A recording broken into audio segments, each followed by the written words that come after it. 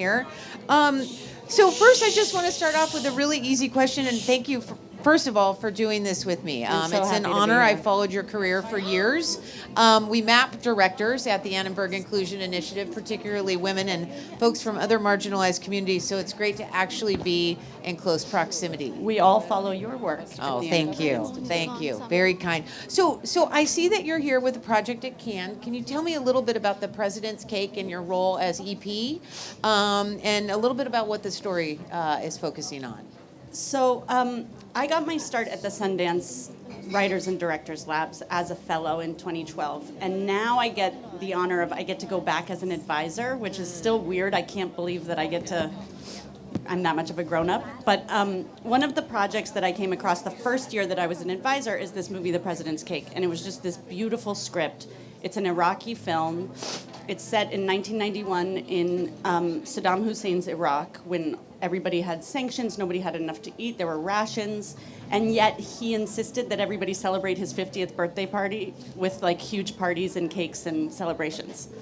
A little reminiscent of things that are happening in the US right now. No, not at all. So the story follows a young girl who gets assigned to make the president's cake in her classroom. It's the worst thing that could happen to you, and it's a story of her just trying to get eggs and flour and sugar to make this cake. It's a beautiful, simple story that is so universal and yet is set in this very specific landscape. And Hassan, who is the writer-director, this is his first film, and when I read the script, I just thought, I want to make sure this film gets made and gets made with the integrity that he intends it to get made with. So I really just volunteered to produce the film as like, I want to support you making this movie. And it's just like every filmmaker's dream. Now he's here at Cannes with his first film, and it's beautiful. That's amazing. Now, you have an incredible legacy of storytelling. Of course, Nightbitch, just not too long ago. Yep. Can You Ever Forgive Me? A Beautiful Day in the Neighborhood, Diary of a Teenage Girl. We see some of these as really strong vehicles, right? And points of view, not a surprise, you coming out of the Sundance crop of amazing director-writers.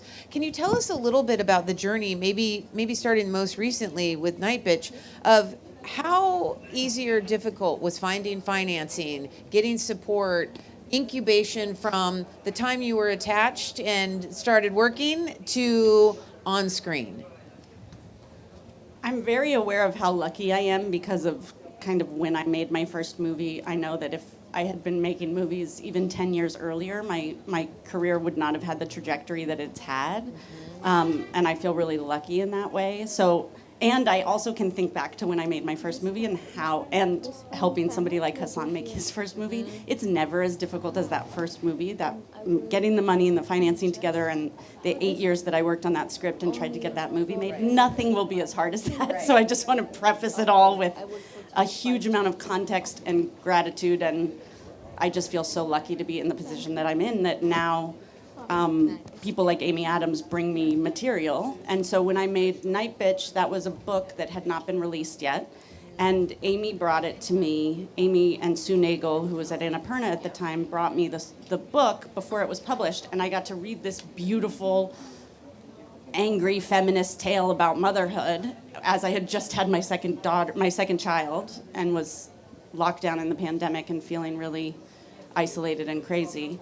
And it was about a mother turning into a dog, and it just spoke to me. So I got so lucky that I got to come on really early, and it was relatively straightforward getting the movie made in that way. And at this point, it being my fourth feature, I already have a crew of people who I love and love working with, and so I was able to kind of bring together all of the people that I adore and work in a way that felt really, really great. And it wasn't nearly the struggle that it used to be, I will say. Well, that's actually really good to hear. I was just speaking with a very notable woman director about 3 weeks ago, and she said she couldn't get work.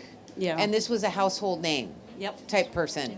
So I'm just curious. I know you're in New York, Yep. But LA and New York are in constant communication on all things entertainment. What is the reality right now for women and marginalized voices behind the camera? What are you hearing? Is it difficult to get work? Is if you have a proven track record, it's a lot easier. Because I was a bit surprised that this particular director had some difficulty. I mean, I think everybody is having difficulty getting work right now. After COVID and the strikes, we're just in such a place where I think our industry feels like it's in flux. And and of course, more marginalized communities have a harder time as soon as that happens.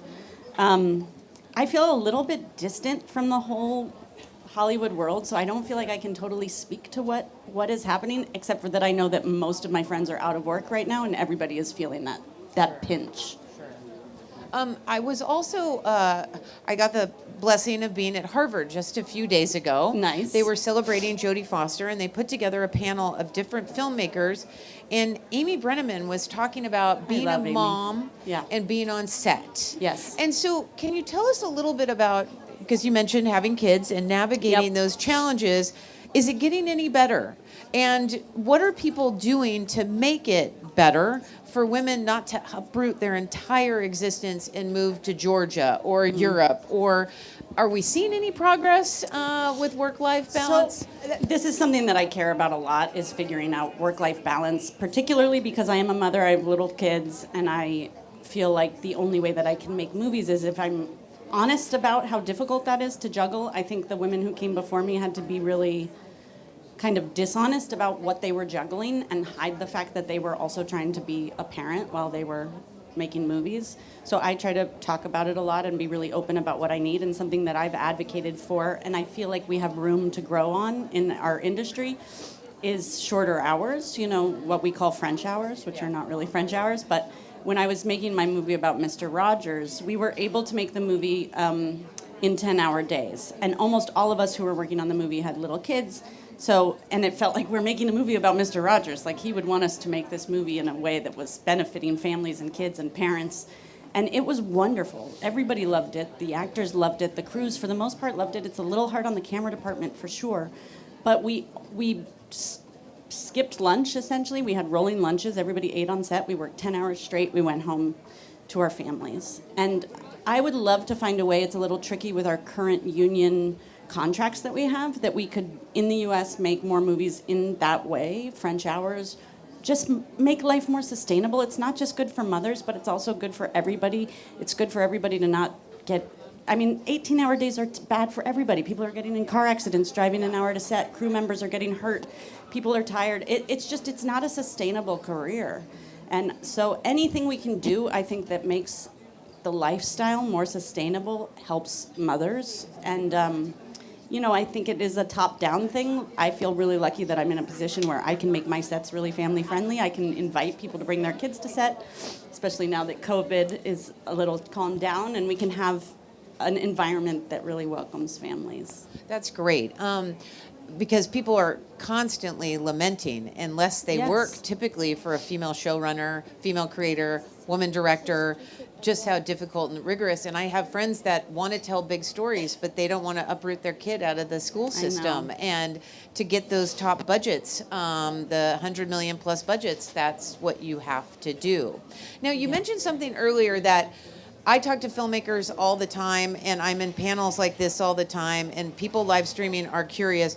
What is the secret of the Sundance Film Festival and your experience? Because you just said when you went back is when you met director-writer of The President's Cake. Is it Hassan Hadi? Okay. Can you tell us a little bit more? Pull back the curtain on that, because I recommend that to so many people, because they have a network of philanthropists, they have a network of storytellers. But what really does Sundance do? Because we have found that there's a relationship between the top 100 filmmakers every year and people coming out of Sundance that are women. So can you pull back the curtain on that program a little bit and let us know how it set you up and amplified the gifts that you had? What I will say about Sundance, it's led by Michelle Satter, who is one of the most incredible women in our industry, who recognizes, I think, talent from a very merit-based perspective. What they're looking for in that program is not people who are coming in who are making movies like anyone else, but people who are really true to their own voices, who are wanting to tell stories that maybe otherwise wouldn't be told. So women, people of color, people from all over the world, Their stories are never told to kind of fit into a box to be somebody else's story or to be made in a certain way. It's really about championing and individual voices and letting people speak for themselves. And there is a kind of magic to the whole program that I think comes from an incredible amount of thoughtfulness from all of the people who run that program. They're coming from a place of storytelling. It's directors and writers who are working in the industry who come and lend their talents to be advisors there. There's a standard of excellence and creative curiosity that everyone has to come to the table with. There's no ego. There's just, nobody is there for money or fame. Everyone is there because they love storytelling and because they want to learn to tell their stories in a better way. And it's like nothing else. I mean, it really feels like it's my creative home, and it like refills my creative juices every year to go back there, because it really is something special. It's not like anything else. It doesn't feel competitive. You know, I can think back to like my years at Sundance, and I was in a really incredible year at Sundance. Chloe Zhao was in my class, Ryan Coogler, David Lowery, and I know. And yet all of us are champions of each other. There was no competition. There was only a sense of community and that we're all in this together. I literally got chill bumps when you said that, because it's like being in graduate school when you look back and say, I can't believe what we all accomplished, right? And at the time, you know there's magic in the moment, but no one knows where the future is going or what it holds. No. And you learn from each other. You get to watch each other's careers. We get to start out and make our first features, you know, relatively around the same time, and get to see the different choices we all make and how that leads to different things. It's just, it's also community, which I think, especially for directors, is really lacking. It's such a solo job, and so to have other people you can talk to about what you're doing is so crucial.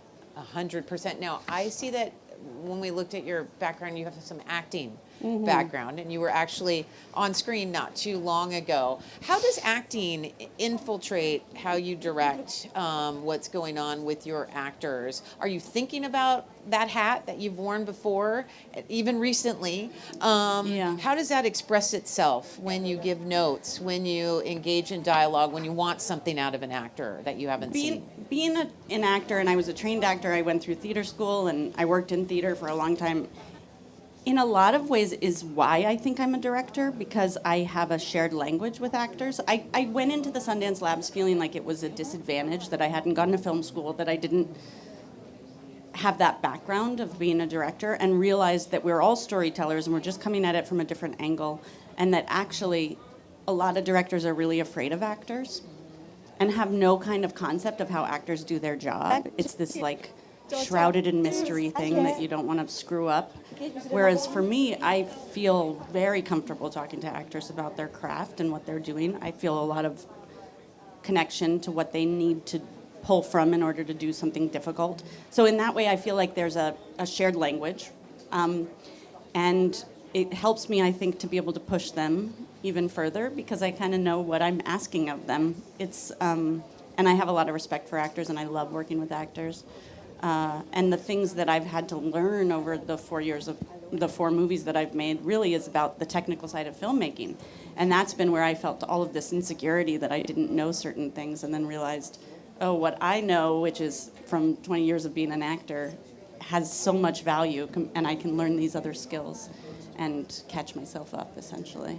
That's awesome. I love it when people wear different hats, and it's always a surprise, right? Like you see people move from camera to directing, right? But really understanding the sensibility of the actors, because you're managing, right? Yeah. Like you're the leader. You're and the coach. And it's really fascinating. Now, your body of work is also fascinating, and people seek you out. Like that's, I mean, we feel really lucky when we get a call from somebody, we're like, this is kind of amazing. Yeah. So what story haven't you told? I'm not asking you to reveal anything, but like what wild thing is in your imagination that you're like, for example, we did a thing at Oxford before here with Simone Ashley and Gugu Mbatha-Raw. I happened to sit next to a president of one of the colleges for dinner, and she started telling me about her research, and I'm like, this has to be a screenplay. This has to be. she's a forensic anthropologist, Oh, and cool. her story we haven't heard before. So who in your mind, or what kinds of stories are you really like, I would love to tell this because we've never seen it on screen? I don't have anything specifically like that. For me, the way a project comes about, I think, has a lot to do with wherever I am personally in my life, what's happening kind of politically in our country, what I'm feeling, what I'm experiencing, what I'm seeing amongst my peers that we're all experiencing, and for whatever reason, what that brings out in a particular need in me, you know. Like I thought about, when I made the movie about Mr. Rogers, A Beautiful Day in the Neighborhood, we were in the first Trump administration. Things Yeah. felt very dark. Yeah. And there didn't feel like there were a lot of models of maleness that were sensitive and emotionally intelligent and kind in our country. And so I felt this need to tell this story. It was sort of the first movie about a man that I felt this deep need to tell. And I think without it being conscious, that's where it came from. It came from raising a son in the world that we were living in and looking around and thinking, I want to have a different model of maleness in our kind of current conversation. So it's so hard to be able to pinpoint what movies I'm going to want to make in the future. I have projects that I'm writing right now, which I think I can't talk about, but they are surprising. They're not something that I would have said starting out 15 years ago, then I'm going to make a project about this. It has more to do with a sort of, I don't know, just a feeling of what I need to, and where I want to live, where I want to spend 2 years of my life thinking about, and, you know. Well, if the current climate in the U.S. Is inspiring you, I Yes. can't wait to see what happens. Now, we're out of time, but I would be that was so remiss fast. if I don't ask this last question. 3 words of advice, just 3 words that you would give, because this is the questions I get all the time, to people aspiring to be someone like you behind the camera. What are 3 words of advice? Trust your voice. Mary Heller. Thank you. Thank you.